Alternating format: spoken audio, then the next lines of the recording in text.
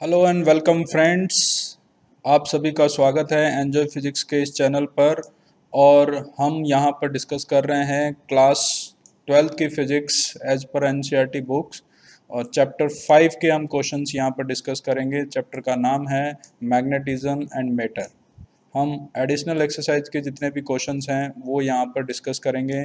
और नॉर्मल जो एक्सरसाइज के क्वेश्चंस होते हैं उनको बहुत ज़्यादा डिस्कस करने की ज़रूरत नहीं है, क्योंकि फार्मूला बेस्ड हैं या सिंपल कॉन्सेप्ट बेस्ड होते हैं। बट एडिशनल जो एक्सरसाइज के कुछ जो क्वेश्चंस हैं उसमें थोड़ा बहुत डिस्कशन की ज़रूरत है। तो आज हम डिस्कस करेंगे question 5.16।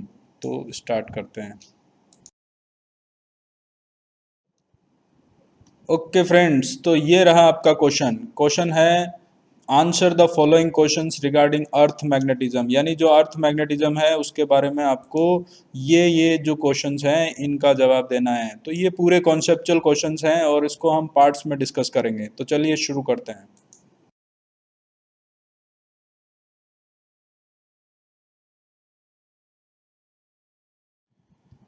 Okay, question A, part A. A vector needs three quantities for the it's specification.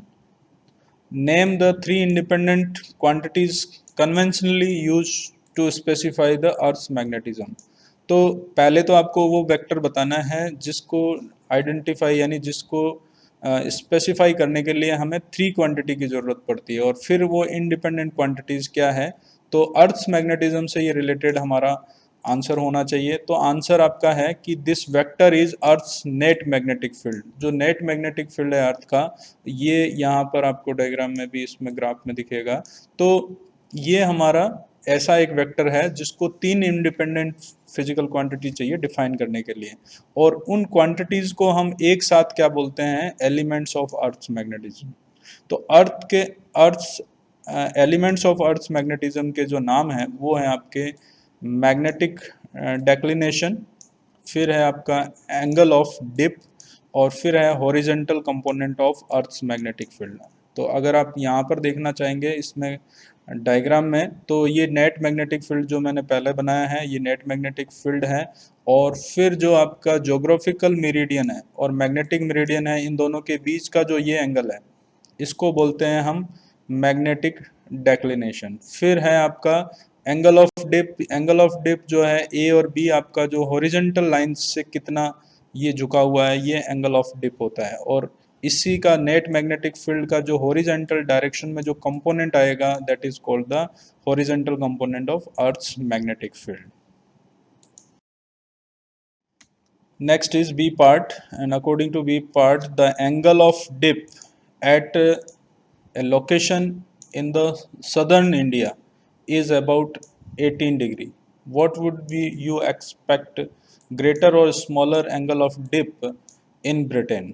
तो ब्रिटेन में ये किस तरह से एंगल होगा, आप क्या उम्मीद करते हैं? तो एंगल ऑफ डिप के बारे में हम पहले जान लेते हैं कि एंगल ऑफ डिप होता क्या है।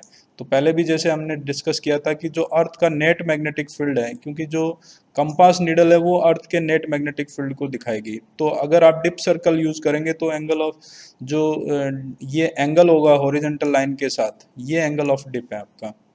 ठीक है, डिप का मतलब डुबकी। जैसे आप पानी में डुबकी मारते हैं तो अगर पानी की सरफेस पर सीधे सीधे चलते हैं तो एंगल ऑफ डिप आपका जीरो है, लेकिन अंदर की तरफ जैसे ही आप अंदर की तरफ ऐसे डिप करेंगे तो हॉरिजॉन्टल लाइन के साथ जो एंगल होगा वो एंगल ऑफ डिप हो गया। ठीक है, तो इसकी वैल्यू जो होती है इक्वेटर पर जीरो होती है और पोल्स पर 90 डिग्री हो जाती है। तो इसकी वैल्यू जो है वो वेरी करती है 92। अब ब्रिटेन को क्या है कि आपको ग्राफ में ढूंढना है कि ये हमारा इक्वेटर है और अर्थ हमारी जो इंडिया है वो इक्वेटर लाइन के पास में है, इसलिए इसका एंगल ऑफ डिप जैसे सदर्न इंडिया में हम चले जाएं तो वो सबसे ज़्यादा क्लोज है इक्वेटर के, और इसलिए इसका एंगल ऑफ डिप जो है जीरो से थोड़ा सा ज़्यादा है, यानी 18 डिग्री है। लेकिन ब्रिटेन के लिए तो आपको और ज़्यादा ऊपर जाना पड़ेगा, यानी ये पोल्स के पास में है। तो पोल्स के पास में यानी 90 डिग्री के आसपास काले एंगल से थोड़ा कम होगा। तो इसलिए इसकी वैल्यू क्या हो गई कि अर्थ इंडिया के जो कंपैरिजन में यहाँ पर ब्रिटेन पे अगर हम जाएंगे तो वहाँ पर एंगल ऑफ डिप की वैल्यू ज़्यादा होगी। Okay, now we are going to discuss part C. If you made a map of magnetic field lines at Melbourne in Australia, would the lines seem to go into the earth or come out of the earth. अगर आप Melbourne Australia में magnetic field lines draw करते हैं तो magnetic field lines अगर आपने draw की है तो ये मैग्नेटिक फील्ड लाइंस जो है यहाँ से अगर ऊपर जाएगी, बाहर आएगी अर्थ से, या अंदर की तरफ जाएगी, तो डिस्कस करते हैं हम। तो मेलबोर्न जो है हमारा वो कहाँ पर सिचुएटेड है इसको आपको देखना होगा। तो ये है हमारा साउथ पोल के पास में सिचुएटेड है, ऑस्ट्रेलिया इस साइड में है, तो साउथ पोल के पास में है। तो यहाँ पर जो अगर हम देखें तो मेलबोर्न जो है जोग्राफिकल साउथ पोल भले ही हो, लेकिन वो मैग्नेटिक फील्ड के अगर रेस्पेक्ट में देखा जाए तो वो मैग्नेटिक नॉर्थ पोल है और ये साउथ पोल है। तो मैग्नेटिक फील्ड लाइंस जो है यहाँ से इस साइड में जाएगी तो यहाँ पर ये जमीन से बाहर की तरफ निकलती हुई दिखाई देगी। Okay, D part. In which direction would a compass free to move in a vertical plane point to if located right to the geometrical north or south pole? तो अगर किसी भी कंपास निडल जो है वो फ्रीली किस direction में move करेगा इन द वर्टिकल प्लेन, ठीक है, located at the geometrical north और साउथ। तो ये एंगल ऑफ डिप की अगर हम बात करते हैं तो इक्वेटर पर एंगल ऑफ डिप की वैल्यू होती है 0 और पोल्स पर जो वैल्यू होती है वो 90 डिग्री होती है। यानी इक्वेटर पर अगर एक बार मैग्नेट को आप अगर सस्पेंड करोगे तो वो इस तरह से रहेगी, एकदम हॉरिजॉन्टल डायरेक्शन में रहेगी। लेकिन अगर उसी मैग्नेट को अगर आप पोल पर लेकर जाकर सस्पेंड करोगे तो जो मैग्नेट है वो इस तरह से हो जाएगी, अगर आप हैंग करेंगे तो वर्टिकल डायरेक्शन में रहेगी, वो इस तरह से हॉरिजॉन्टल डायरेक्शन में अलाइन नहीं होगी। तो the magnetic field is perpendicular at the poles, क्योंकि पोल पर आपने देखा होगा मैग्नेटिक फील्ड लाइंस निकलेगी या अंदर की तरफ जाएगी तो वो भी पोल एकदम परपेंडिकुलर होगी, ठीक है। तो magnetic needle of compass tends to align in the magnetic field.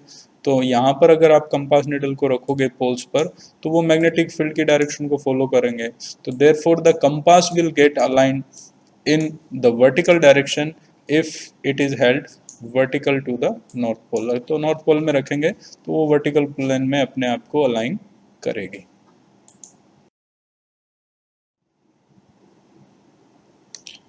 Okay, now we discuss part E, the earth field. Earth magnetic field की बात हो रही है।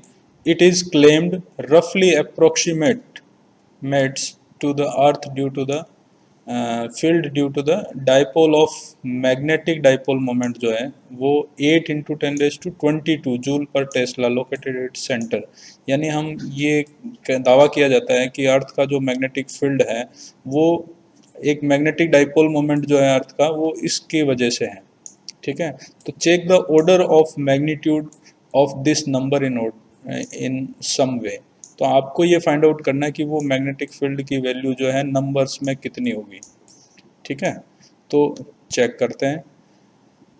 तो मैग्नेटिक फील्ड किसी भी अगर एक बार मैग्नेट भी अगर हम मानते हैं तो उसका जो इक्वेटोरियल फील्ड कौन सा होता है, ये वाली इक्वेटोरियल लाइन, तो उस पर मैग्नेटिक फील्ड का फॉर्मूला होता है B = μ0/4π, ये कांस्टेंट है, और m/r³ तो m यहाँ पर मैग्नेटिक डाइपोल मोमेंट है जो आपको गिवन है। तो ये वैल्यू हमारे पास पता है, हमें अर्थ की रेडियस पता है।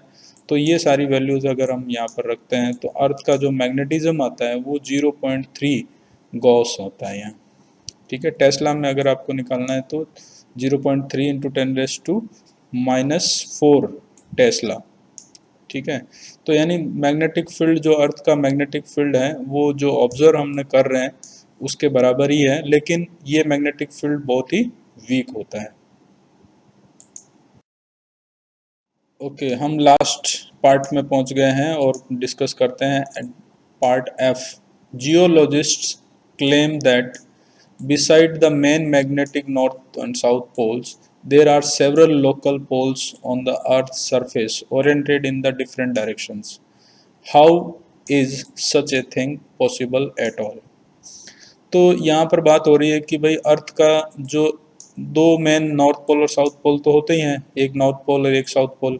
इसके अलावा भी जियोलॉजिस्ट कहते हैं कि यहाँ अलग अलग जगह पे कई जगह ऐसा भी दिखता है कि वहाँ पे भी इनके पोल्स हो सकते हैं। तो ऐसा कैसे पॉसिबल है? तो ये ऐसा इसलिए पॉसिबल होता है कि अर्थ में जितना भी जो मटेरियल है अंदर अंदर की जो इसकी संरचना है, कंस्ट्रक्शन है, वो एक जैसी नहीं है सब जगह। तो कहीं कुछ मटेरियल ज़्यादा डिपॉजिट है, कहीं कम है, और वो भी मूव हो रहा है। जैसे हमारी जो प्लेट्स हैं अंदर की, वो धीरे धीरे क्या हो रही है, खिसक रही है, मूव हो रही है। तो आंसर हमारा ये है कि yes, there is several local poles on the earth surface oriented in the different directions, अलग अलग डायरेक्शन में हो सकती है। A magnetized mineral deposited is an example of local north pole और साउथ पोल। तो कोई मैग्नेटाइज मटेरियल जो है अंदर डिपॉजिट हो गया है, तो वो भी मैग्नेटिक पोल को वहाँ पर क्या कर सकता है, क्रिएट कर सकता है। ओके फ्रेंड्स, इस तरह से हमारा ये क्वेश्चन पूरा हो जाता है। सारे पार्ट्स हमने अलग अलग करके डिस्कस किए हैं, और इसी तरह से हम इस चैप्टर के सारे क्वेश्चंस आप यहाँ पर डिस्कस करेंगे। और इसका जो लिंक है वो आपको एक ही जगह पर वर्डप्रेस की जो ब्लॉग है उस पर मिल जाएगा, और नहीं तो आप इसके डिस्क्रिप्शन बॉक्स में भी आप देख सकते हैं, और ऊपर जो आई बटन है वहाँ पे भी इसकी प्लेलिस्ट आपको मिल जाएगी।